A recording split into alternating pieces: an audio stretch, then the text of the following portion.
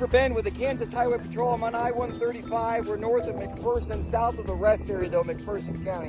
We've got a semi that's rolled over here. It's in the lanes of travel driving lane, and all the motorists are moving slowly through this space. They're moving too fast though, but we're just checking in here real quick. What I want to show you though is that this roadway is very slick, very, very slick. So let me get some traction here and watch my feet here. Ready for this? That's what we're dealing with out here, and it's not getting any better, it's getting worse. So get off the roads, don't be on them, because it's not good and it might result in something really bad happening.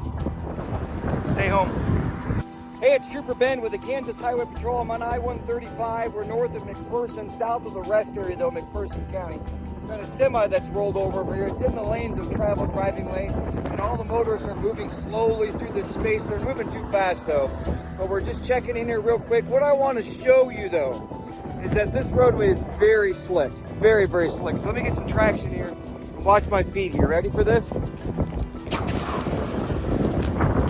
That's what we're dealing with out here, and it's not getting any better, it's getting worse. So get off the roads, don't be on them, because it's not good and it might result in something really bad happening. Stay home.